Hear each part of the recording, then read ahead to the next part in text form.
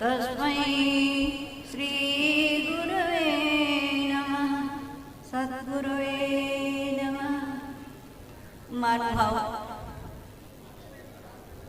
मैं क्या बोलूं और क्या न बोलूं ये तो मेरे दिमाग में आ ही नहीं रहा है, लेकिन 1 मिनट के लिए मैं आपको यही कहूँगी कि गुरुदेव ने सूर्य पद लेने के पश्चात आज तीसरी पीठिका के प्रवेश करके और पूर्णाहुति पर पहुँचे हैं।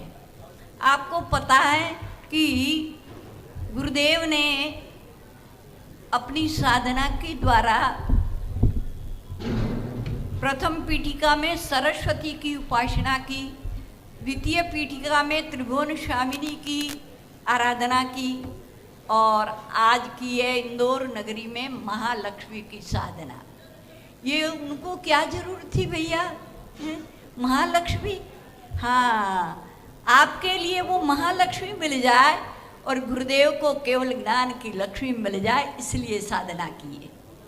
और सरस्वती के माध्यम के द्वारा ही, सरस्वती के उपासना के द्वारा ही आपने अपनी बुद्धि का विकास इतना जबरदस्त किया कि उस बुद्धि के द्वारा जो ज्ञानोपार्जन, जो आत्मीय शक्ति, जो आत्मीय ऊर्जा जीवन में प्राप्त की, वो ऊर्जा केवल अपने लिए नहीं की है, क्योंकि वो कोई मम्मन सेठ नहीं है कि अपने लिए संग्रह करे।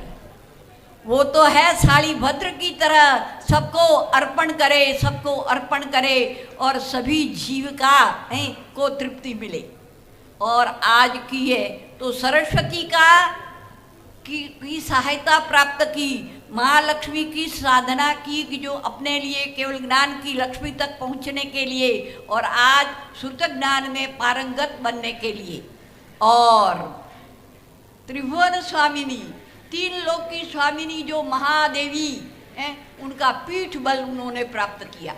ऐसे पीठ बल के द्वारा और दोनों तरफ सरस्वती और महालक्ष्मी, इन तीनों के द्वारा जो आज उन्होंने साधना की है, वो किसके द्वारा की? तप के साथ। साधना ऐसे नहीं होती है, साधना कोई सरल नहीं है।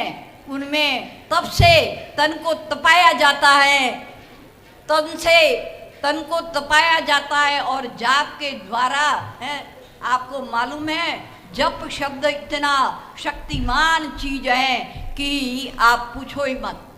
ज से जन्म का विच्छेद हो जाए और प से पकार का नाश हो जाए, ऐसा जो जप शब्द यानी जन्म का विच्छेद करने की जिसमें शक्ति रही हुई है, जिसमें भूतकाल के पापों को सर्व रूप से विध्वंस करने के लिए जिनमें शक्ति रही है, ऐसे जप के द्वारा उन्होंने अपने जीवन में ज्वलंत विजय प्राप्त किया है। ऐसे मेरे गुरुदेव हैं, मैं आपको क्या ज़्यादा बोलूं, तो मैं शॉर्ट में इतना कहना चाहूँगी, गुरुदेव को लास्ट में बधाई। गुरुवर मेरे प्यारे जी